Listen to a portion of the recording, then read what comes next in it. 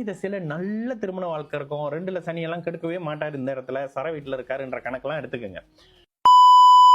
Astro Sarav Anna, this is second time. First time told my dream stationery business.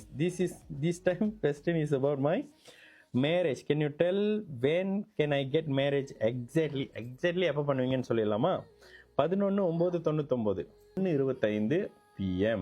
2வது தடவை கேள்வி கேட்குறாரு. அவரே வந்து ஹானஸாக போட்டுட்டாரு. சென்னை புதன் தான் ஸ்டேஷனரிக்குன்னு சொல்லி பார்த்தோமா, அதை புதன் தான் சுபத்துவமாக இருக்கிறாரு. ஆமாம், சரி. அப்போ இந்த அமைப்புகளில் திருமணம் எப்பொழுது, ஏன் திருமணம் தாமதம்? சுக்கிரன் பாதிக்கப்பட்டிருக்கிறாரு.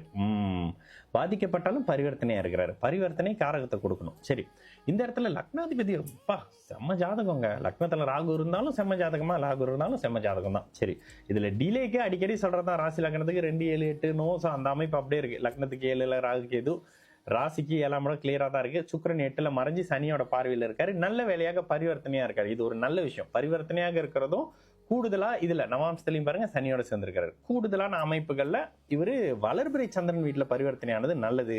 இப்ப தசை நடக்குது. சுக்கிர தசை சுக்கிரன் புக்தி நல்ல வேலை முடிஞ்சிருச்சு. குரு தசையில சூரியன் புக்தி, குரு தசையில சந்திரன் புக்தி, குரு தசையில செவ்வாய் புக்தியும் முடிஞ்சு, குரு தசையில ராகு புக்தி நடந்துகிட்டு இருக்கு. குரு தசை ராகு புக்தி என்ன பண்ணுவாரு?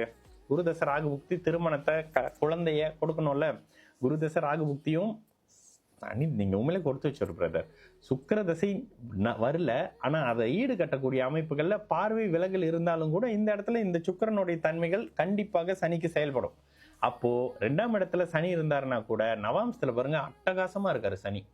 அப்போ சனி தசையில நல்ல திருமண வாழ்க்கை இருக்கும். 2ல சனியெல்லாம் கெடுக்கவே மாட்டாரு. இந்த இடத்துல சர வீட்டுல இருக்காருன்ற கணக்கெல்லாம் எடுத்துக்கோங்க.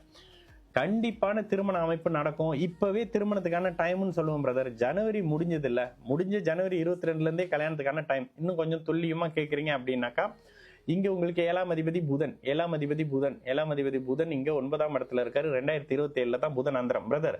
2027 13ஆம் தேதிக்கு பிறகுல கண்டிப்பாக வாழ்க்கை துணையோடு இருப்பீங்க. ஆனா அதுக்கு முந்தைய அமைப்புகள்ல இந்த செப்டம்பர்ல இருந்தே அதுக்கான ஆரம்பம் இருக்கும். 7ஆம் அதிபதியோட தன்மையில சொல்றேன். அப்ப 7ஆம் அதிபதி புதன் அந்தரம், குரு தசை ராகு புக்தி, புதன் அந்தரத்துல மனைவியோட இருப்பீங்க. திருமண ஏற்பாட்டுக்குள்ள இருப்பீங்க. 2027 பிப்ரவரி 13ஆம் தேதி. பரிகாரமே செய்ய தேவையில்ல, கல்யாணம் நடக்கும்.